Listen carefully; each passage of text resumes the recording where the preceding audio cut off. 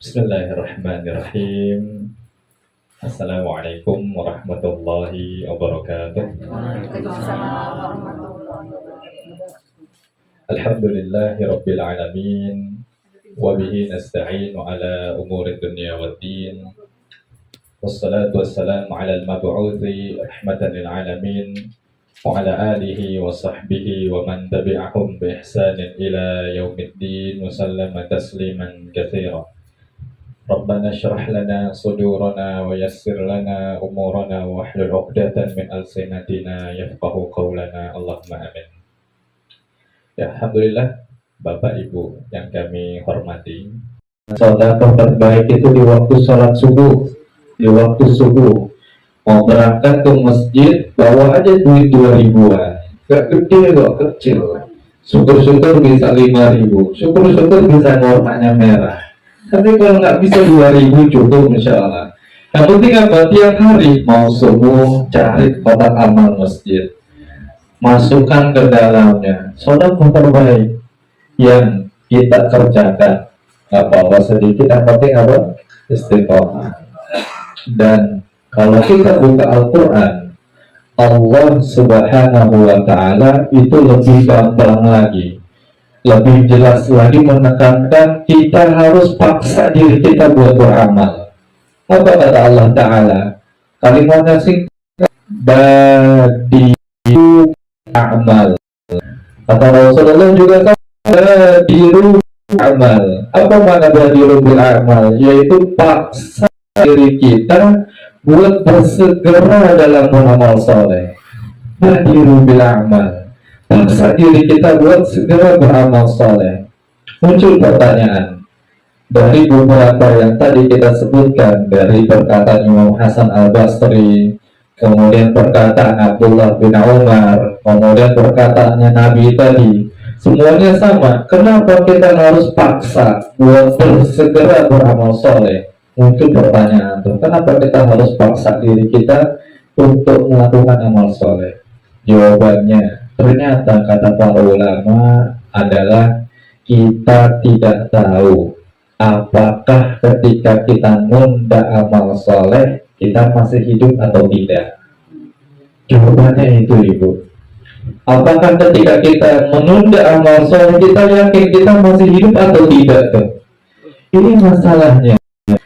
Karena dalam Al-Quran li ummatin ajal, semua kita itu pasti akan bertemu dengan ajalnya, akan menjumpai yang namanya kematian. Semua tidak bakal mati, yang sehat, yang sakit, yang tua, yang muda, semuanya akan mati. Dan kata Allah Ta'ala, فَإِذَا جَاءَ أَجَلُهُمْ, ketika sudah datang SK turun wafatnya, kematiannya, apa kata Allah? La yastaqdimuna sa'atan wa la yastakhirun. Gak bisa minta negosiasi, baik bentuknya dimundurkan atau dimajukan. Gak bisa, itu masalahnya Ibu. Kita nggak tahu apakah nanti aja lah, saya sedekahnya besok. Kita nggak tahu apakah besok kita masih hidup atau tidak. Nanti sore lah saya baca Qurannya. Nggak tahu kita sore masih hidup atau tidak. Nah, maka ini yang dijadikan dorong oleh para ulama. Kemana itu ada sesuatu yang misteri, penuh kemisterian, rahasia. Maka kita nggak boleh menunda amal soleh selagi bisa, selagi mampu, selagi sehat, dan selagi ada waktu kosong. Bapak Ibu sekalian, nanti ketika kita turun masa wafatnya, keputusan bahwasanya Anda wafat hari ini, wafat detik ini, kata Allah Subhanahu wa Ta'ala, orang-orang yang semasa dunia mereka tidak beramal soleh, atau amal solehnya ditunda-tunda, atau tidak serius beramal soleh, Allah pastikan bahwa mereka itu nanti ketika masuk di dalam kubur, mereka adalah orang yang mengalami penyesalan yang paling besar. Allah katakan itu orang yang nunda amal soleh, yang sekarang nggak mau sholat, yang sekarang nggak mau nutup aurat, yang sekarang nggak mau beribadah, nggak mau baca Quran, itu nanti di dalam kubur adalah orang yang paling besar penyesalannya. Kenapa? Karena banyak ninggalin amal soleh.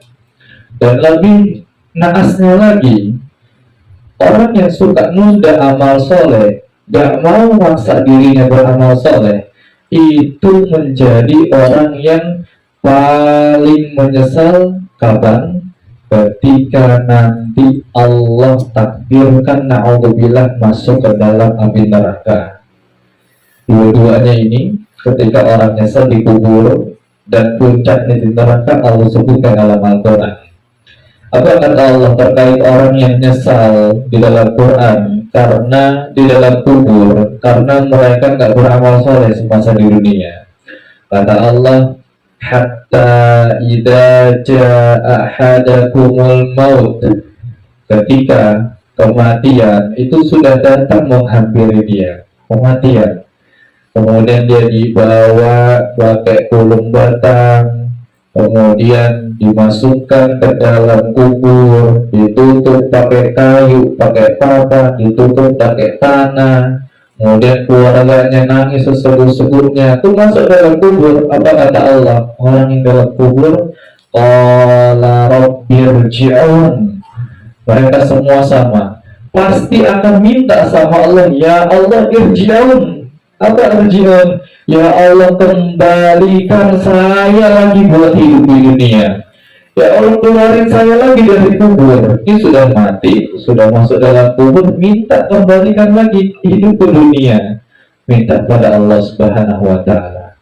Apakah Allah mengabulkan permintaan tersebut? Apakah Allah iakan permintaan tersebut? Apa kata Allah? Kalla, ternyata nggak dikabulkan. Nggak mungkin orang dari dalam kubur udah masuk dalam tanah kemudian bangkit lagi ke dunia. Itu masih sinetron aja, Bu. Aslinya nggak ada. Orang sudah wafat, nggak ada yang keluar lagi dari tanah, nggak ada. Dan kata Allah, kalla, nggak bakal bisa. Dan ketika ada orang minta seperti itu, innaha kalimatun huwa qailuha, permintaan tadi adalah ucapan yang sia-sia, ucapan sia-sia. Nah, muncul pertanyaan, kenapa orang yang di dalam kubur tadi itu minta dikembalikan hidup lagi di dunia? Apakah dia pengen lanjutin bangun rumahnya? Apakah dia melanjutin cicilan utangnya? Atau dia mau cuci lagi mobilnya? Atau dia mau lanjut kerjanya? Ternyata bukan, ibu sekalian. Tapi kata Allah, alasannya cuma satu. Apa di dunia kalau sudah dalam kubur?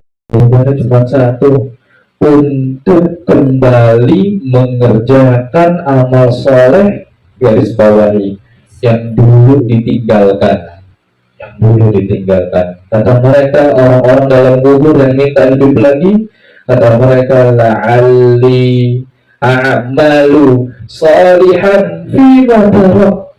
Kata mereka, ya Allah, saya minta hidup lagi di dunia agar saya bisa amal soleh. Sekali lagi garis bawahi, fima tarak, amal soleh yang dulu banyak saya tinggalkan.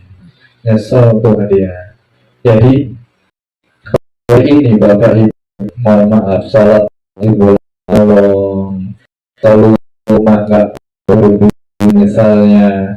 Ini mungkin sekarang kita aman, biasa aja, mungkin kita nggak ada merasa bersalah mungkin. Tapi dalam kubur, Allah pasti orang-orang yang teledor, tidak memaksa untuk ibadah, mereka yang mengalami hal yang sama seperti itu. Menyesal ya, menyesal ya. Itu baru di kubur ya, masih di dalam kubur sudah menemukan penyesalan.